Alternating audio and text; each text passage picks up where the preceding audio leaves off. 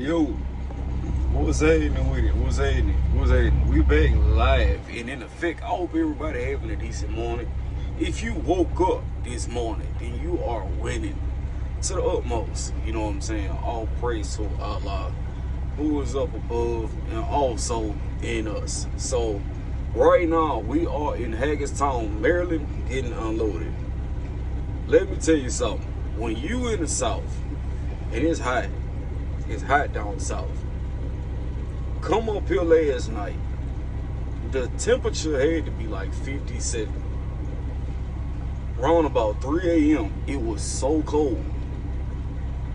I don't think I was mentally prepared for this at all. It was overly cold last night, and it just hit me out of nowhere. I wasn't paying too much attention to it. I just knew that I was going to be able to sleep with the truck off, save money. I ain't got to run an APU unit. I was all good to go. But man, when I tell you the glacier came through last night, the glacier definitely came through last night. I wasn't prepared for it. When I tell you bundled up in so many covers, it was ridiculous. And then to have to hop out this morning to roll them tarps up, they about stiff as ever. Extra stiff. Oh man. Hey, if you up here running this northeast Midwest, make sure you got some chapstick, Carmex, or whatever you gonna use to moisturize them lips. Because I'm telling you, they was on brick this morning. As soon as I stepped out, it was like all the Vaseline just disintegrated immediately. You want to make sure you got hey man, put your lotion on, whatever you need to do, hey, to stay in one piece out here. Cause I BS you not, if I would have hit something the wrong way, straight shadow material. Like, it was like that this morning. So the winter time is almost here. The winter time is almost here. The closer it get, the more I'm starting to get these Midwest lows. I don't know what it is about going to the Midwest now, but I'm actually enjoying it. I'm enjoying it, you know, to get the different scenery. A lot of times we're going to run like the Southeast, but I be enjoying. Like yesterday, I think I did 719 miles. I left the house and came straight up here to Hagerstown, Maryland. We parked outside the place. We delivered lumber. As you can see, we had brought some lumber here. Probably got about like three more bundles of it. They gonna end up taking off, and we gonna run it. I don't know what I got next. I'll probably end up going like Fredericksburg, Virginia, or Carlisle, PA. Something like that. I know I picked up out of them two places before. So we shall see what we got next, and then I'll tap back in when it's time to load up or whatever like that, so you can see what's going on for the day. What's going on, my good people? What's going on? We checking back in. Hope everybody doing good. I understand this video is kind of skipped and all around the place, you hear me? But I ain't gonna hold you. I went and picked up this whole shingles that was up there in PA, and it kind of pissed me off, right? You know what I'm saying? I understand sometimes you get to certain places and you start to think like, all right, sometimes you got to get a BS load to get to the good load. I ain't gonna hold you. I kind of felt some type of way about this load. Shingles, right? You know that shingles don't really pay that much, but I started thinking. And you know, I'll chill. You start talking to other drivers about what y'all doing. Like, hey, bro, how much that load pay you? Hey, I'm getting this. How much they paying you? You know, certain little questions pipe up. So a Jordan driver was up there. He picked some shingles up, and then I went to ask, and I'm like, hey, bro, you lease purchase, ain't it? He like, yeah, man. So I'm like, how much that load pay you, bro? He was like, oh yeah, this load go down to Alabama, is paying blah, blah. I look at my load. So initially, I was supposed to pick a load up going to North Carolina. And 433 miles, paying $757. My fleet manager hit me up. Hey, I got another driver coming up there. He almost out of time. His clock is real low. Could you swap loads with him? I'm like, all right, cool, whatever. You know what I'm saying? Like, I just be having, if you were like, you scratch my back, I scratch yours. So with this here, this is actually a favor if we being technical.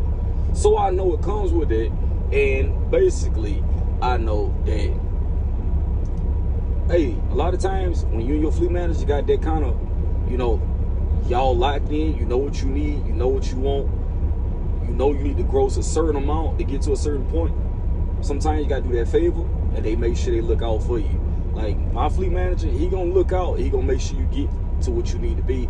As long as sometimes, bro, you just look out. So, but I started to look at this load, and the load that I swapped with is literally 700 miles for $950, $964. So I was like, if they getting paid double for the same load, where's the rest of the money at? So I was like, nah, bro, you can't be serious. I was like, do y'all, I see y'all often. I said, hey, have you ever picked up one of them ingots out of Greensboro? He like, yeah, novelist. Like, I do that all the time. I said, bro, how much do that load pay? He said, depending on how much it weighs. So if it's oversized, it's paying over 15, it's paying over 2,000, it's paying over 3,000. Bruh, them loads over here pay like $1,000, like $1,019.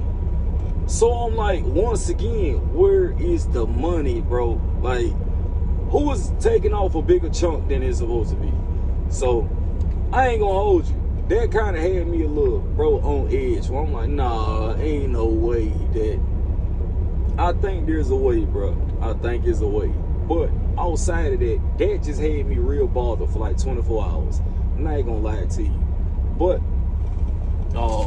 we just got a load. I hate coming to Florida. Florida is like the worst. Like when I tell you, I dread coming to Florida. It's never worth it. The load I got right now is only like 11. I picked this up out of Alcaloo, South Carolina.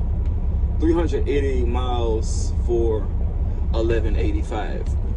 I don't, like when you come down into Florida, nothing should pay under $2,000. That's just me.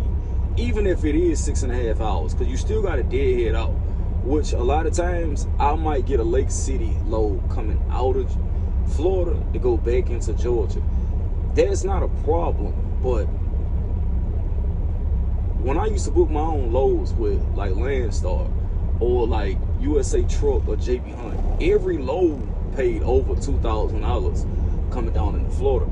And if you booking, like if we doing like security, tarping and stuff like that, like I would think the rates will be a little higher. You know what I'm saying? Like this week, last week, I ended up grossing a little over 6,000, and I took home 41 something, but that was because of some extra stuff. But initially, grossing 6,000, taking home 2,200, it wasn't, you know, ideal wise. Like a lot of times, if you whatever you gross, you probably take it home around half, you know. But over here, you getting they 7.5% for your maintenance, and then they taking the your truck payment. So once you incorporate that, it's kind of like, it's not, sometimes you rather see the money versus you leave. I know that's some people's opinion, but you paying for a truck, and we don't really go far, we don't really do too much. You know, I had long trips last week.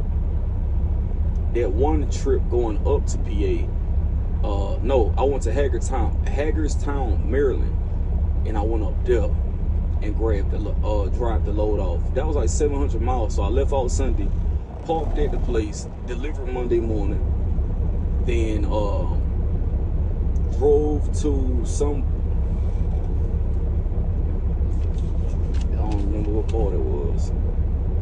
Yeah, Frederick, Maryland. Picked up shingles and went down to Alabama. So we still been out here running, you know, just stacked a little checks every week. I'm like at a year and I think I'm like at 13 months. You know, I do see how people would be like, yeah, bro, when you get to the end of your lease, bro, it's gonna be a bunch of stuff going wrong with your truck. They ain't gonna want to fix it. And next thing you know, they're gonna end up putting you in another truck. Hey, bro, what we gonna do is pray to Allah and hope that don't happen. You know what I'm saying? I don't need them issues. You know, so we are definitely hoping that she been holding up so far. I'm not gonna. The only problem I got with her now is the collision mitigation system. It's still acting up, but I don't really use the cruise control. But it says like it'll keep flashing because the right tire sensor is bad. So I got to go get that swapped out, and then that'll delete that code. But other than that, she been holding up, no issues or whatever like that. We're gonna keep it like that. We're gonna pray over the truck every day because that's what we've been doing, and she been just fine. You know, Red Velvet ain't gave me much of an issue at all. You know, the only thing that's been going on is like tires blowing on the trailer. Then we had a flat tire on the drive. We're gonna swap these steers out real soon because my driver's side steer is wearing on the outside, and I can see like on the outside wall that has like this squiggly line. So, and my steering wheel pulls to the right a little bit. So we're gonna get some steer tires put on here probably this week on the way home, or we're gonna do it next week and get an alignment. We need all of this done at the same time.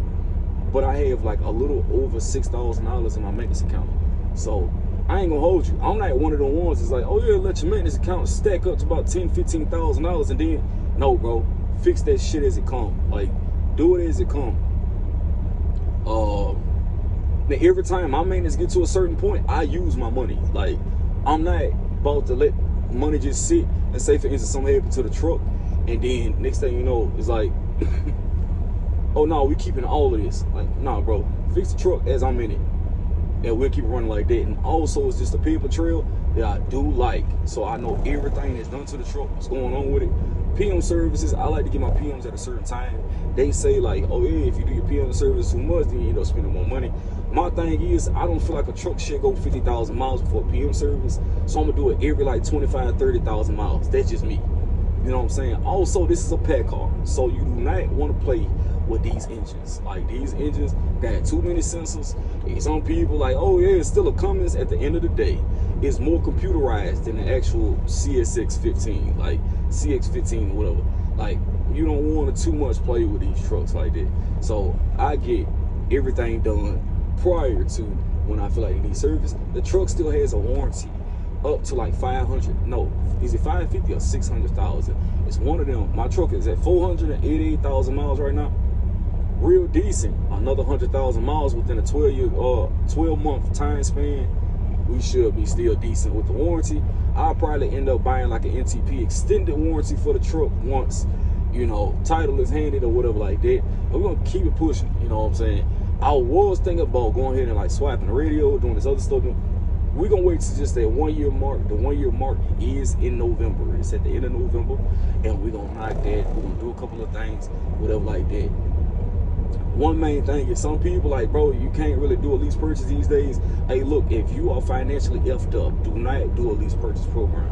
But if you can hold off for that year and a half, 2 years, and go through a lease and just get you a little truck or whatever like that, and you just run your little loads, just making a little money throughout the week.